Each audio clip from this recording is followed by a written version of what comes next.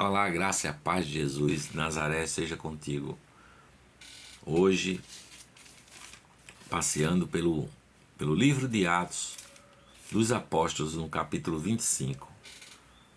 Entretanto, pois Festo, na província, subiu dali 3 dias, de Cesareia a Jerusalém, e os sumos sacerdotes e os principais dos judeus compareceram perante ele contra Paulo e lhe rogaram, pedindo como favor contra ele que o fizesse vir a Jerusalém armando ciladas para o matarem no caminho. Mas Festo respondeu que Paulo estava guardado em Cesareia e que ele brevemente partiria para lá. Os que, pois, disse, dentre vós tem poder, desçam comigo, e se neste varão houver algum crime, acusem-no. E não se demorando entre eles mais de 10 dias, desceu a Cesareia, e no dia seguinte, assentando-se no tribunal, mandou que trouxessem Paulo. Chegando ele, o rodearam os judeus que haviam descido de Jerusalém, trazendo contra Paulo muitas e graves acusações que não podiam provar. Mas ele, em sua defesa, disse: Eu não pequei em coisa alguma contra a lei dos judeus, nem contra o templo, nem contra César. Todavia Festo, querendo comprazer aos judeus, respondendo a Paulo, disse: Queres tu subir a Jerusalém e ser lá perante mim julgado acerca destas coisas? Mas Paulo disse: Estou perante o tribunal de César, onde convém que seja julgado. Não fiz agravo algum a judeus, como tu bem sabes.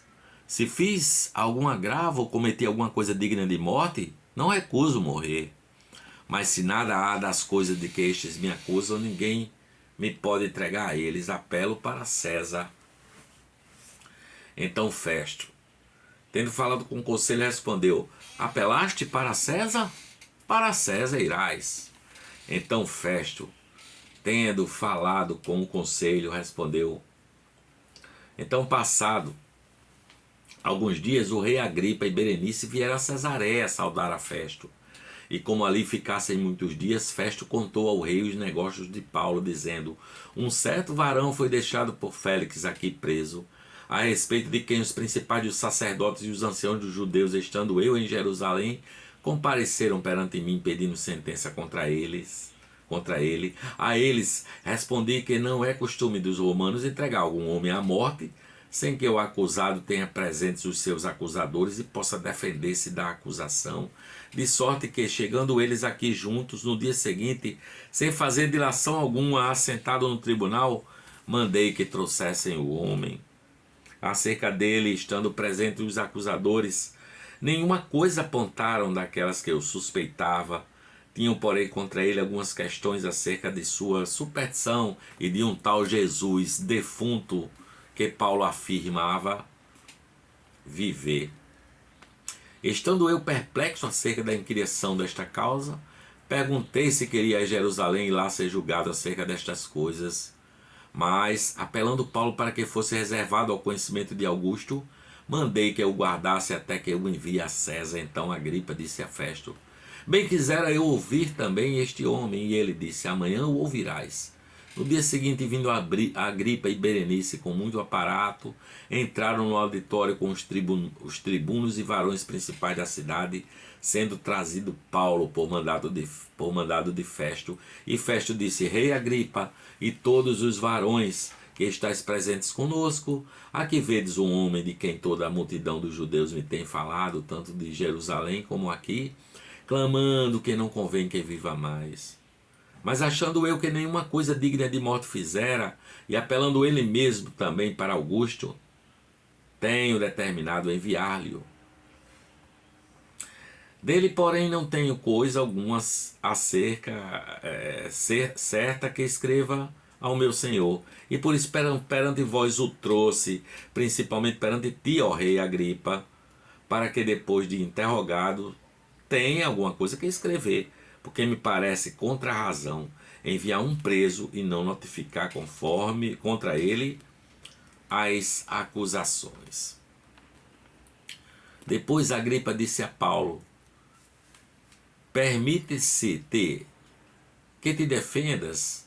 Então Paulo, estendendo a mão em sua defesa, respondeu: Tenho-me por venturoso, ó rei Agripa, de que perante ti me haja hoje de defender de todas as coisas de que sou acusado pelos judeus.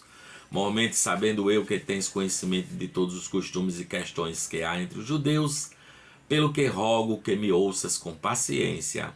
A minha vida desde a mocidade, qual haja sido, desde o princípio em Jerusalém entre os da minha nação, todos os judeus a sabem, sabendo de mim desde o princípio, se o quiserem testificar, que conforme a mais severa seita da nossa religião, vivi fariseu, e agora pela esperança da promessa que por Deus foi feita a nossos pais, estou aqui, sou julgado, a qual as nossas 12 tribos esperam chegar, servindo a Deus continuamente noite e dia.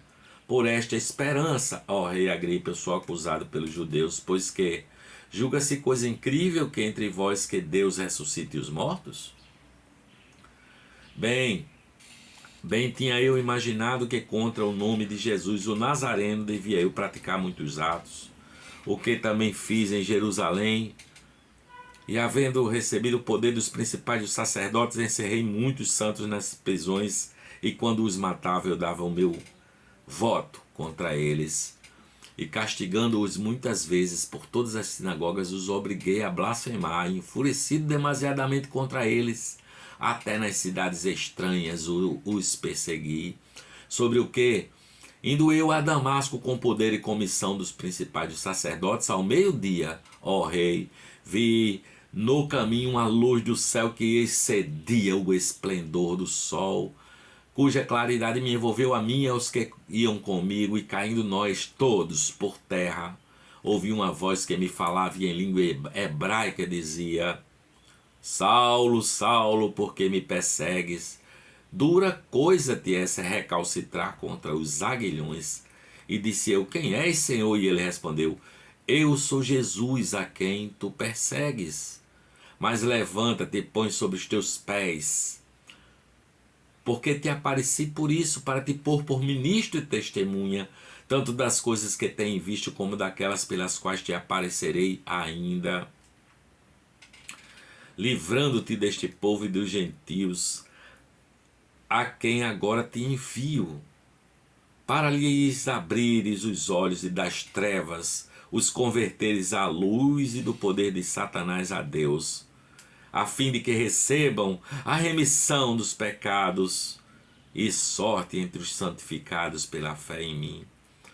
Pelo que, ó rei Agripa, não fui desobediente à visão celestial, antes anunciei primeiramente aos que estão em Damasco e em Jerusalém e em toda a terra da Judéia, e aos gentios que se emendassem e se convertessem a Deus, fazendo obras dignas de arrependimento.